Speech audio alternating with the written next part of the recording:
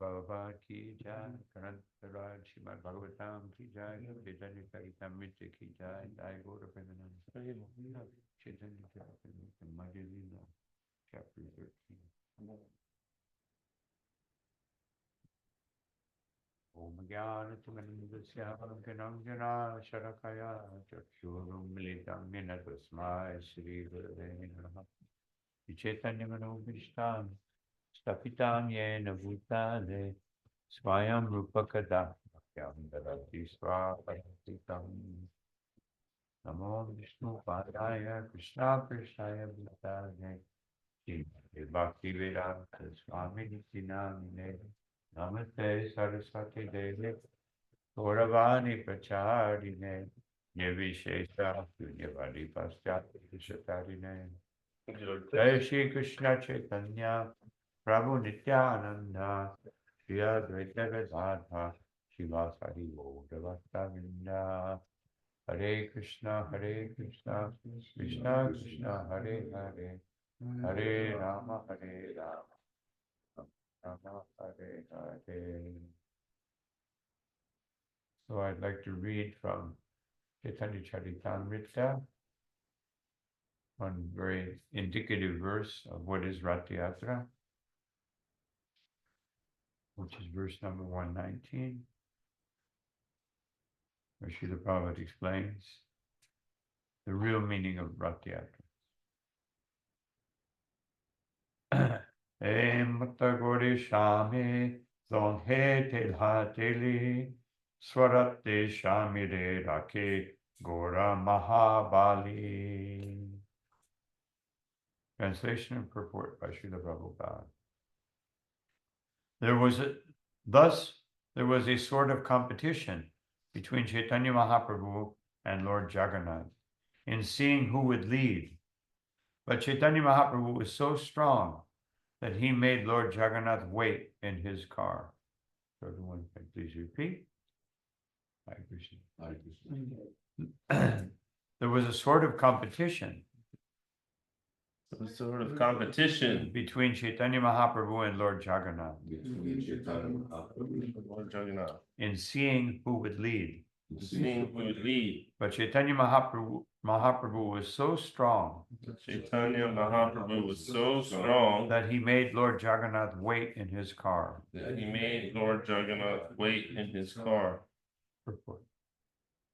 In his Anubhasya, Srila Bhaktisiddhanta Saraswati Thakur describes the ecstasy of Sri Chaitanya Mahaprabhu as follows.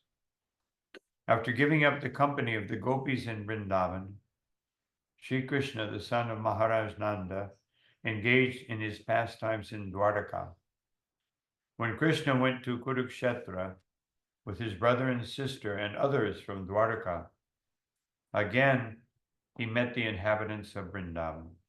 Sri Chaitanya Mahaprabhu is Radha Bhava Duti Subalita, that is, Krishna himself assuming the part of Srimati Radharani in order to understand Krishna. Lord Jagannath Dev is Krishna, and Sri Chaitanya Mahaprabhu is Srimati Radharani. Chaitanya Mahaprabhu is leading Lord Jagannath toward the Gundicha temple corresponded to Srimati Radharani's leading Krishna toward Vrindavan. Sri Kshetra Jagannath Puri was taken as the kingdom of Dwarka, the place where Krishna enjoys supreme opulence. But he was being led by Sri Chaitanya Mahaprabhu to Vrindavan, the simple village where all the inhabitants are filled with ecstatic love for Krishna. Sri Kshetra is a place of Aishwarya Lila, just as Vrindavan is the place of Madhurya Lila. Sri Chaitanya Mahaprabhu's following at the rear of the Rath indicated that Lord Jagannath Krishna was forgetting the inhabitants of Vrindavan. Although Krishna neglected the inhabitants of Vrindavan, he could not forget them. Thus, in his opulent Ratha Yatra, he was returning to Vrindavan. In the role of Srimati Radharani, Sri Chaitanya Mahaprabhu was examining whether the Lord still remembered the inhabitants of Vrindavan. When Chaitanya Mahaprabhu fell behind the Rath car, Jagannath Dev, Krishna himself, understood the mind of Srimati Radharani. Therefore, Jagannath sometimes fell behind the dancing of Sri Chaitanya Mahaprabhu to indicate to Srimati Radharani that he had not forgotten. Thus, Jagannath would stop the forward march of the Rath and wait at a standstill. In this way, Lord Jagannath agreed that without the ecstasy of Srimati Radharani, he could not feel satisfied. While Jagannath was thus waiting, Gaura Sundar Chaitanya Mahaprabhu, in his ecstasy of Srimati Radharani, immediately came forward to Krishna. At such times, Lord Jagannath would proceed ahead, very slowly. These competitive exchanges were all part of the love affair between Krishna and Srimati Radharani. In that competition between Lord Chaitanya's ecstasy for Jagannath and Jagannath's ecstasy for Srimati Radharani, Chaitanya Mahaprabhu emerged successful.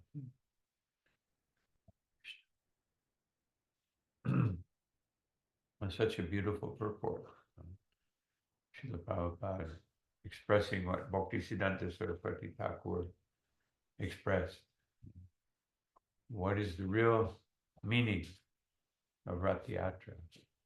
Because Rath Yatra historically comes from Nilamadava, where the deity of Nilamadava was on a big mountain, which is not actually present at this point in time, and in Satyuga. Many mountains in Satyuga may be hills now in Kali Yuga, or may even be less. But anyway, so Nilamada was there, and King Indradyumna, he wanted to worship Lord Jagannath. At that Satyuga, there weren't that many deities. As Prabhupada said, it was an age of meditation, not an age of, deity worship. And so when he heard about the deity of Nilamadava, he went after it, but upon arriving, of course it's a long story, but upon arriving, the deity wasn't there. And then the deity spoke and said that from the air, invisibly, that I will appear as 3 logs from the ocean. And he waited, and he got those logs. Nobody could pick them up except for Vishvavasu, who had come. Of course, this is thousands, millions of years later from the time when he originally built the palace. And Vishvavasu was the original caretaker of the deities, Nilamadava.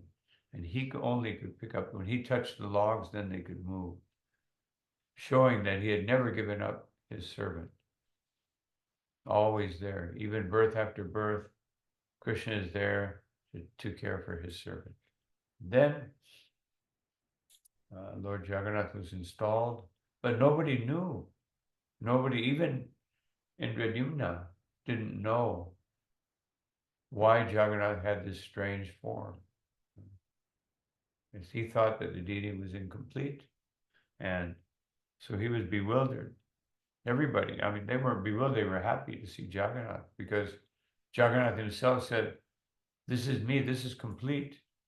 No, not only is he complete, but he's more than complete, because that form represents, as it says here, Srila Prabhupada at the end, the ecstasy of Krishna. Lord Jagannath is the ecstasy of Krishna. And if we go to the name Jagannath, Lord of the universe, meaning this ecstasy is the highest ecstasy in the universe. If he's this is the highest, most ecstatic form, then this ecstasy must be the highest ecstasy in the universe. And what is that ecstasy? Well, we'll get into that in a minute. So it says here that the whole meaning is that Jagannath Puri is Dwarka. So why would Sri Chaitanya Mahaprabhu go to Dwarka to experience the highest ecstasy of Radha and Krishna, speaking with Swarup Damodar and Ramananda Roy and Govinda, which Govinda was caretaker? Why would he go there? Because within Jagannath Puri is Vrindavan, Gundicha, hidden within. So it's the place where you can find Dwarka and Mathura, because Chaitanya Mahaprabhu carries out his Sankirtan pastime. So within Jagannath Puri, the outward mood is the mood of Dwarka. Then the inward mood is the mood of Mathura and the mood of Vrindavan and the mood of Navadvip. All three are there, which is why Chaitanya Mahaprabhu went there, which is why Bhakti Vinod Thakur went there, which is why Bhakti Siddhanta Saraswati Thakur went there. Why didn't Srila Prabhupada go there? He went there with the same idea. Actually, Prabhupada wrote a letter, I think it was like 1968, and he said, we must have a major temple in Vrindavan, in Mayapur, and Jagannath Puri. Major temple. Those were the three major temples that Srila Prabhupada wanted. He didn't mention Mumbai or Delhi. Or, no. These are the three holy places. So, the Ratha Yatra is a competition, because everything in the material world is competition. Prakriti Stani Karshati. Everyone is competing to try to have more material elements. Or in other words, as Krishna confirms in the 10th verse, not 10th verse, the 12th verse of the 3rd chapter of Bhagavad Gita, that we're all thieves because we're trying to take Krishna's property.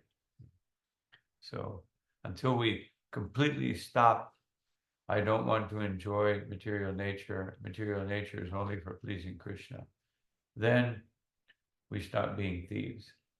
Right now we're just a little bit, every once in a while material desire comes, try to take something, but then we give it back to Krishna because we realize that this is the purpose of life. So, then Krishna left and everybody was devastated. And the only thing that stopped them from leaving their bodies was the fact that they had some hope that Krishna would return.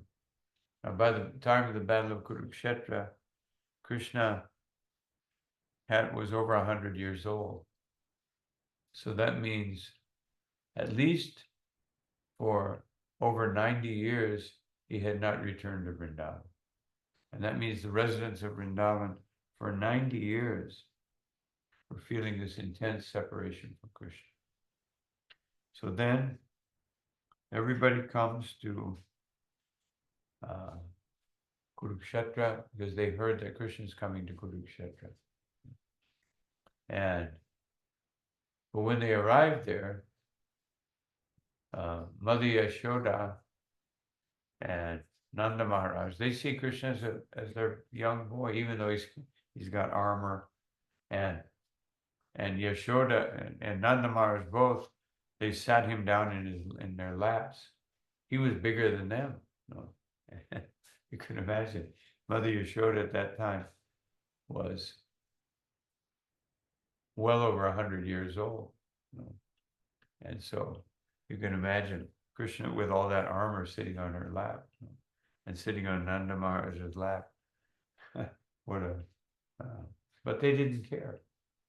Just like Srila Prabhupada said, just like if a mother has a baby, the baby weighs 10 kilos, the mother doesn't care. It feels so wonderful. But if the mother has a sack of potatoes that weighs 10 kilos, it'll feel like a big burden, very heavy. So when there's love for Krishna, even the greatest challenge, even the most difficult thing in Krishna consciousness, if we have love for Krishna, then we can do anything. And it feels wonderful, even if it's stressful, even if it's something we have to do that is stressful by the nature of the activity, even if it's physically challenging, even if it's mentally challenging, which is usually our greatest challenge, the mental challenge. Still, we will do it. So everyone arrives. Yashoda, Nanda Maharaj, the elders of Vrindavan, they all have wonderful exchanges with Krishna. But the gopis, who cannot really approach Krishna, and because, of course, they're feeling intense separation. So finally, Krishna, on his chariot, he speaks to the gopis. And they can't fully express their sentiments because there's Yashoda, the elders of Vrindavan, all their parents were there. And so finally, they express, and this expression is here. I like the first verse of these. Here it is.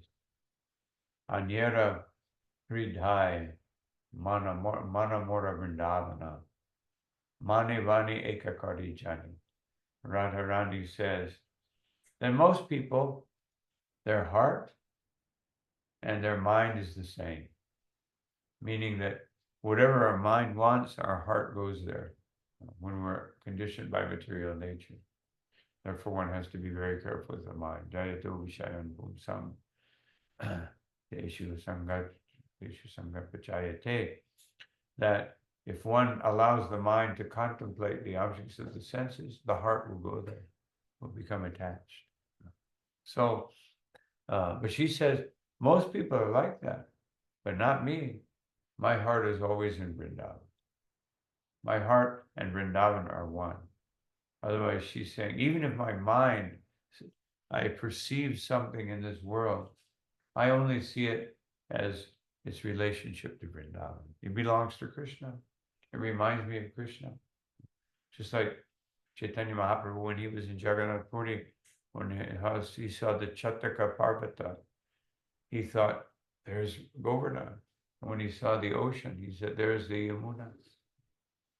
And so, anyway, so she says, therefore, Tahan Tomara Padadhaya, please put your 2 lotus feet, take your 2 lotus feet, Korea Yari Udhaya, and place them again in Vrindavan. Tavi Tomara Purna Kripamaya. That would be full manifestation of your mercy. If you do that, full manifestation. Of course, Krishna argues. And she says that this is the increasing feelings of separation as she's speaking. She says that you are separating yourself and killing us, the gopis. We're used to it.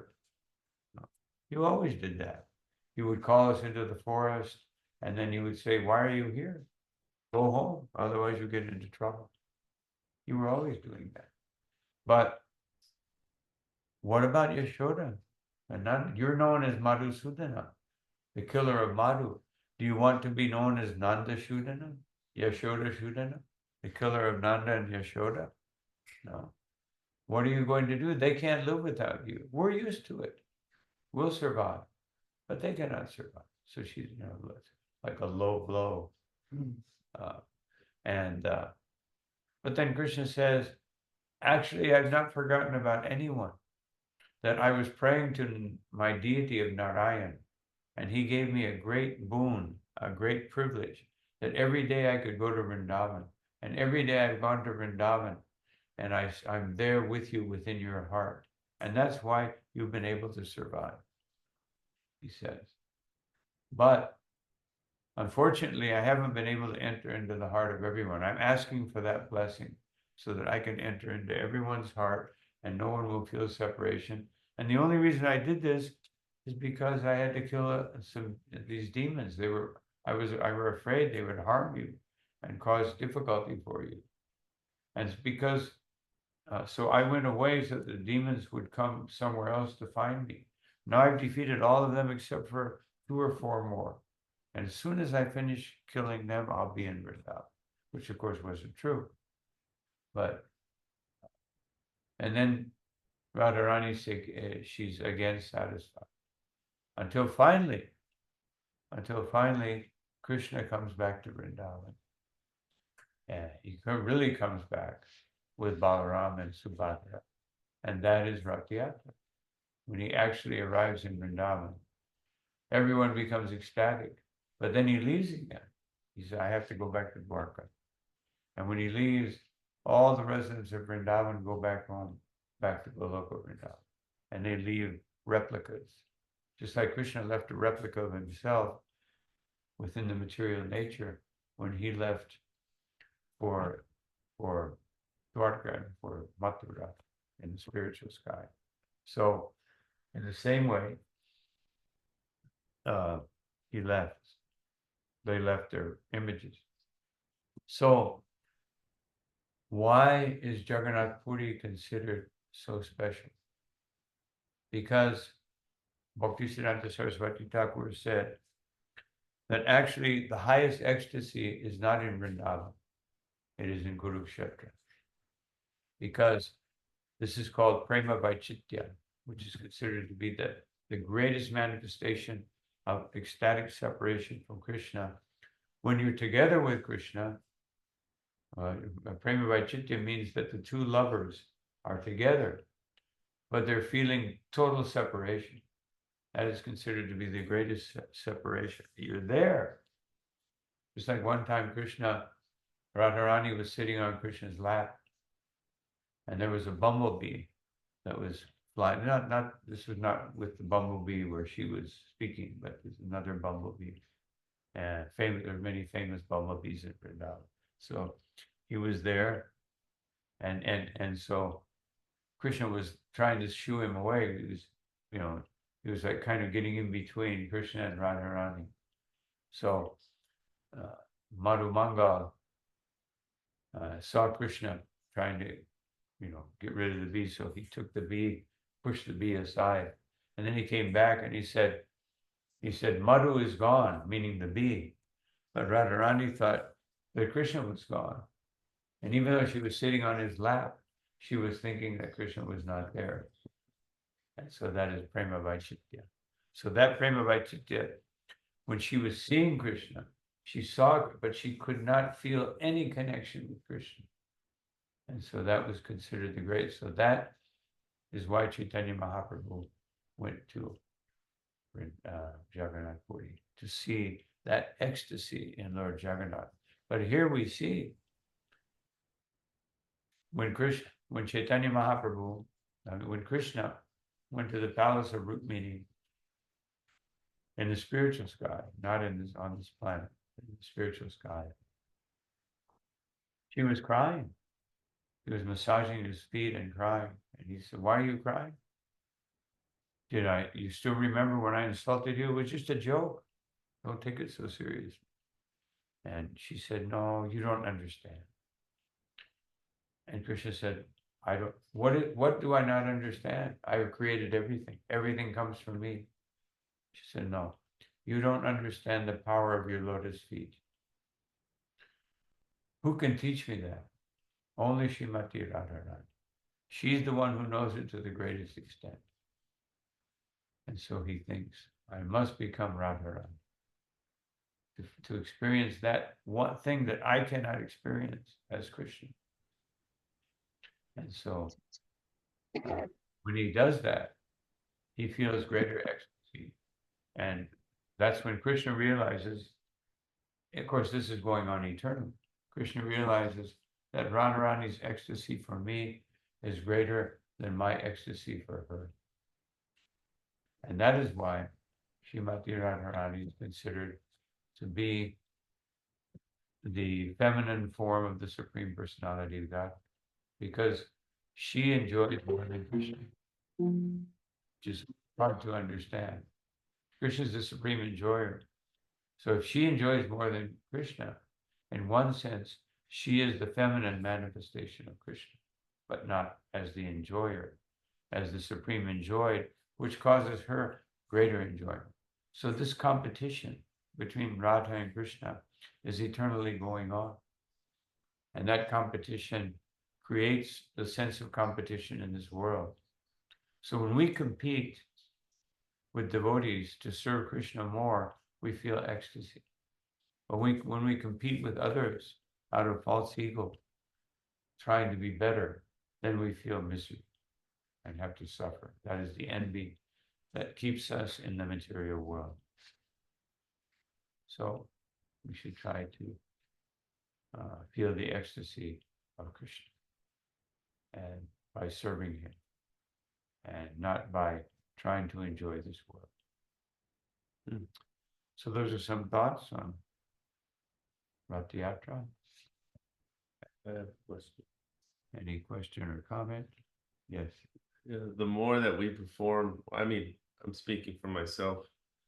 It seems that the more that I try to do some service of spreading Krishna consciousness to others, or being engaged, trying to stay engaged, the more that I tend to feel unqualified, because these are such deep, real like pastimes. This is the absolute truth. So, how do we as devotees, how do we feel unqualified but still maintain our enthusiasm? What's that boundary between being humbled, having some humility, and not beating yourself up? Because it's also a very intense lifestyle to have in the material world, every single day to stay rigid. But the more we're really unqualified for all of these things. So how do we maintain? Because we know that the qualification comes from Krishna's mercy and from the Vaishnava's mercy. And therefore, by humility and by acquiring Vaishnava qualities, that's where quality comes from association. We acquire the qualities to be able to serve Krishna properly by serving the Vaishnava. So service to the Vaishnavas is the real solution. Because that develops real humility, not false humility. False humility will cause us, what you're saying, to be overstressed or try to overdo it. But real humility never did that. We can see Srila Prabhupada. He never stopped. He was full of enthusiasm because he only wanted to please Krishna. So we pray to Krishna, please let me have pure devotional service, which means I only want to serve you. And we pray for that. And if we pray for that in a humble mood, it will come. If we pray for that so that I will feel better, then it may not come. If I'm thinking about me, then I won't be able to experience it to the highest degree. But if I'm thinking about Krishna, and therefore we have the deities and we serve the deities and we mold our lives around the deities, and by that service mood, then that consciousness comes to us.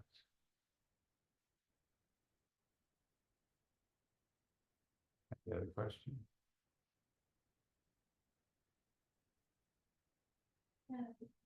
Oh, yes. So sometimes when you're speaking about the pastimes, pure devotional ecstasy seem like kind of a type of madness. Like you lose your mind over Krishna. And when we're kind of going through this lifetime, you can't necessarily put that on externally, but you sometimes feel like Krishna is the only thing that you have. Can you speak more about that internal dialogue that a devotee might have with Krishna? Well, of course, a dialogue on that level can only happen if we're on that level. We can only experience spiritual. We have to be very careful that we don't mix material madness with spiritual madness, and or material anything with spiritual anything, because there is everything we experience in life is a reflection of what is being experienced in Krishna consciousness. But in Krishna consciousness, it's pure, just like anxiety. We want to be free from anxiety in this world, and by Krishna consciousness, we can do that. But then that increases our spiritual anxiety to do more for Krishna. So both things exist. On the spiritual platform, we want more, and on the material platform, we want less. We don't want material humility. We want material humility is, it's forced upon you. You have to be humble. You have to be humble to your boss if you're working. You have to be humble to the government. Otherwise, they'll put you in jail. And you have to, but that's forced. And so how to, understand these things, or how to develop those feelings, or how to pray to Krishna in that mood. Srila Prabhupada said, you study the prayers of the Vaishnavas, but you repeat them and you try to understand their sentiment, but don't try to imitate it. That's the important thing. Because when we're on the platform of pure devotion, then those feelings will come naturally. It's not like you have to think now, oh, let me strike up this dialogue that I heard between Lalita and Vishwanath Chakravarti Thakur were speaking about Lalita and Vishaka chastising Krishna. Therefore, let me chastise Krishna. First, I have to come to that platform. And we have to do the opposite. Therefore, Srila Prabhupada said, that's why we worship Radha and Krishna like Lakshmi Narayan. We have to, the reverence has to be there. And even if we're on the platform of pure devotion, or Raga Bhakti, it's an internal move. It's not an external move. We're not going to act like Vamsidas Babaji or something, start shaking a stick at Krishna and saying you have to eat now. So even if we're on that platform, one would do it internally and not externally. But most of us are not very near that platform at this point in time.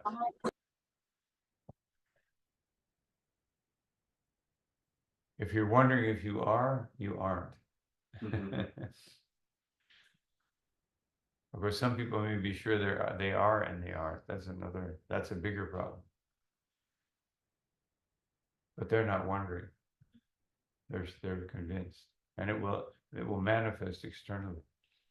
The proof that someone is actually in ecstasy is that they're able to feel that ecstasy and at the same time maintain, like Srila Prabhupada, maintain a very sober, exemplary attitude. That's what Rupa Goswami says. As long as you have a material body, you have to follow sadhana. Just to serve the body properly, which is Krishna's property, you have to have sadhana bhakti.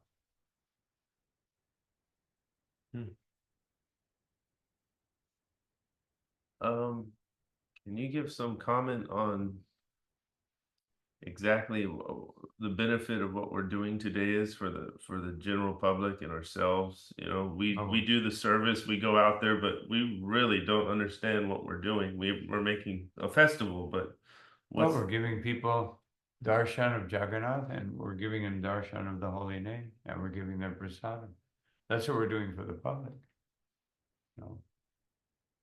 For the public, that's why our external mood is to give Krishna consciousness in Ratha Yatra.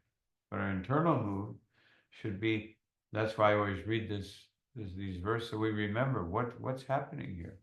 Mm-hmm. We're actually pulling Krishna back to Vrindavan. So that's our internal mood. But our external mood is give the holy name.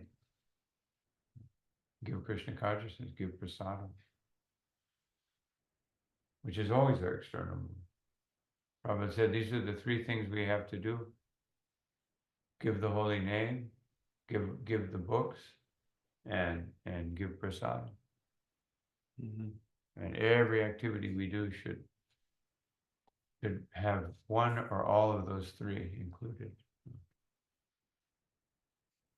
And that's why Srila Prabhupada said, even if you do an interview or somebody does an article where you sometimes reporters, and they make it negative. If you said Krishna as sufficiently, then Krishna will be satisfied. It will be successful, even if it's a criticism, because the holy name will be there and people will hear it. Usually, if it's a criticism, they'll read it with more attention. Maybe, like if we have a nice report, yes, the Hare Krishna did our Ratha Yatra. Oh, okay, that's nice. But if you said, Hare Krishna scandal, oh. Something negative, oh, that's great. People will be fully absorbed. That's the nature of this world. Yeah, I was telling Nardi, I think we're going to have a good festival this year because I had a couple of fanatic Christians harassing me. So that's the first time that's happened. So I said, I think we're going to have a good one, I had some calls and I had some online things happen, which we've never had before, but they were really upset that we were doing this Indian festival. Did they call and protest? Or? Well, one lady just called me at 8 a.m. She was just screaming at me, yelling at me, who do I think I am? All these things. What do they do about Indian festivals at the? He said we shouldn't have this Indian stuff. We shouldn't have these Indian festivals in the Latino community. Okay. Should you then you should ask her, are you a Christian? She said, yeah. Well, where does Christianity come from? Middle East. Oh, Middle East, so many problems. People are fighting, killing each other, So what are you representing? That's what I would say. All of our religions come from the East. All the major religions of the world. None of them come from America. None of them come from Latin America. I mean, there's the Incas and, but where is it nowadays? And they were doing human sacrifice. So even the Mayas, which were the most advanced, they were also doing human sacrifice. So, of course, in the Vedas, there's also human sacrifice, but not very popular. So anyway, that's what I would tell these people. We're all following some religion from the East. I just hung up on her. I couldn't. Well, It's too much. If you can calm them down a little bit, you can explain. God bless.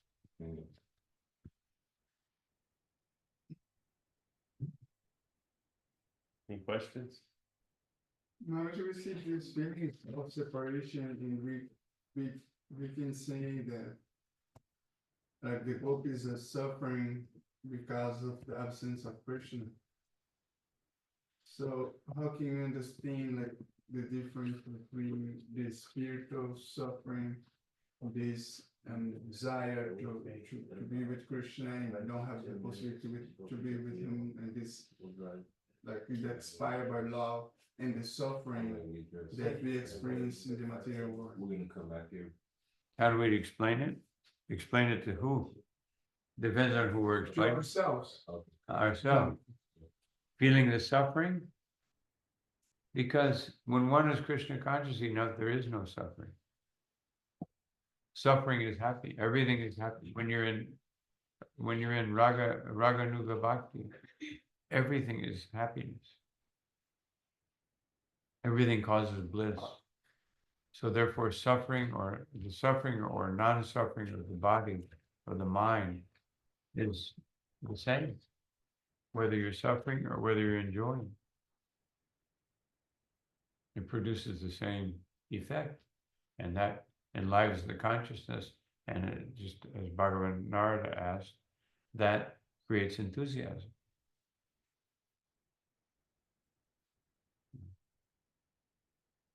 I was gonna comment on something that kind of relates to that. I liked your analogy about the potato. It made me really have like that realization set in that like, you know, you can hold, like a mother holds their baby, it's not a burden, no matter how much the weight is. And in comparison to that, like, you know, bag of potatoes, that is like, I do think like, you know, I'm holding and this is a burden. I'm very much experiencing that in the material world and knowing like, you know, I'm suffering and having this burden due to that. But I could do something like make flower garlands for 5 hours straight and my back and my everything hurts, but it's and the anxiety of the timing and if they're good enough or like all these things, but they're not like, it's not a burden. It's not something that's like, it's enjoyable. Actually, even though I'm suffering in a way, but it's not. Yeah. I'm not suffering. That's it. You got it. Now, the only thing is we have to, when something heavier happens, that's more difficult to assimilate or to digest, that's why we have to always remember these little burdens that we accept so that when a bigger one comes, because there are bigger challenges in our life, generally speaking, from previous lives, we come to the point where whatever it was that didn't allow me to be Krishna conscious in the last life will happen again in the same intensity. And therefore, my Krishna consciousness in this life has to take me beyond what I couldn't go beyond previous. And that's what we're training for. And of course, the ultimate challenge is at the time of death. And we're so all these little, you know, incidents of where physical difficulty becomes negligent because we're doing it for Krishna. And we have to strengthen that as much as possible. Hare Krishna. Okay, so Srila Prabhupada ki jai, Shri Jagannath Baladev Subhadra Devi ki jai, Thai Gaur Premanandi, Guru Prasad Swami Maharaj ki jai. Bhakti Yatra ki jai.